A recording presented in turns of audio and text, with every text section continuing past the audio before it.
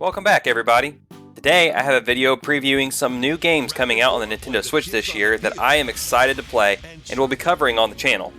Keep in mind, this is not an all-inclusive list, as that would be far too long. But without further ado, let's jump right in. First up, we have Star Wars: The Force Unleashed, which is a re-release of a game from the Wii, Xbox 360, PS3 days. I played this one on my 360 back when it first came out and had a blast with it as the first good action Star Wars game I had played. LucasArts did a good job in this one, making you feel like a powerful Sith apprentice, and getting to play from the bad guy's perspective was awesome at the time too. This is just going to be a port of the Wii version though, so no updated graphics, and it doesn't look like the DLC will be here either, which is disappointing. But for those of us who didn't play the Wii version, we will get to try out the motion controls and the 1v1 duel mode. Even being a simple port of the Wii game, I will still be picking this one up, as it is a fantastic game and was well received when originally released. Next up, we have Nintendo Switch Sports, the successor to Wii Sports from the Nintendo Wii. I know a lot of us are excited for this one, and there are several reasons why. First off, many of us have fond memories of friendly competition with our family and friends, knocking down pens or laying the smackdown in tennis. But this latest edition will also include several new sports, including soccer and badminton, and also have the return of the Chambara, or the sword fighting, from Wii Sports Resort. I'm interested to see if the motion controls hold up, and especially for how the soccer will work with the leg strap. Another new feature is the progression system tied to online matches. I'm excited to play online and see how I stack up to everyone else out there, and also for the prospect of unlocking new gear for my character. And finally, Nintendo has mentioned that golf will be added as a free update after release. But I'm wondering what other plans they may have. Will we see other sports being added later? I think we will, but I doubt they will all be free. I see them doing something similar to the Mario Kart expansion, giving us new sports added through the online service for free, or if you don't have Switch Online, having them available as paid DLC.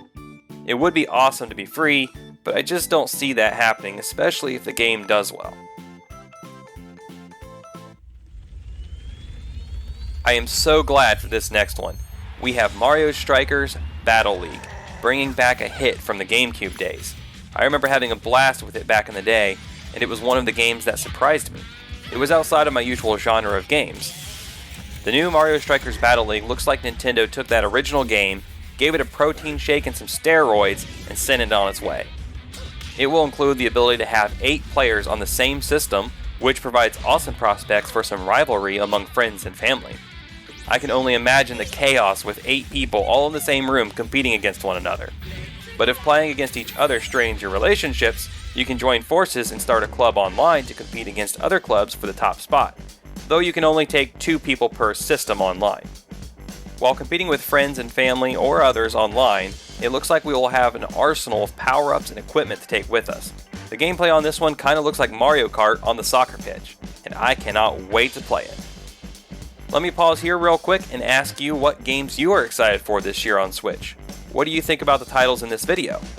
Please leave a comment below, and don't forget to like the video if you're enjoying it. Thanks!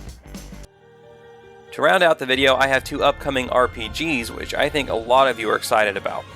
First up, we have Live Alive.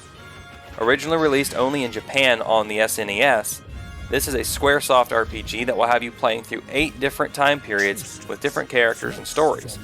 At some point, it looks like these characters will join forces and fight together. This one gives me Chrono Trigger vibes, as in that classic SNES RPG, you also travel through time and gather a band of heroes to save the world. Having never played Live Alive, I can't wait to experience its story and explore its world and time periods for the first time. Another RPG scheduled to come out this year, Sea of Stars, also finds inspiration from Chrono Trigger, but this one is being developed by an indie studio. Sea of Stars will grace us with what sounds to be a system where enemies will appear on the map, so no random battles, and the battles themselves will take place on the map rather than in a dedicated battle screen. This was one of the features I liked the most about Chrono Trigger, and I'm glad to see the developer Sabotage using it here. The trailer sets up what looks to be a vast world to explore and many stories to be uncovered. The exploration promises to be different from most games of this genre by allowing us to swim, jump, and climb in the environments. I'm excited to see how they use this mobility in the game to hide secrets, traverse environments, or even maybe include some platforming as an occasional change of pace. Finally, the game also promises several side activities like cooking, fishing, and sailing to round out the experience of not just exploring the world of Sea of Stars, but living in it too. I hope that this one will live up to the hype because it has me super excited. Well, that's it. These are 5 of the upcoming 2022 games that I am excited for and will be covering on the channel. As I said, there are many more that I did not mention here. I may do another one of these videos in the future, try and hit a few more of them. But until then, thanks for watching and keep on gaming.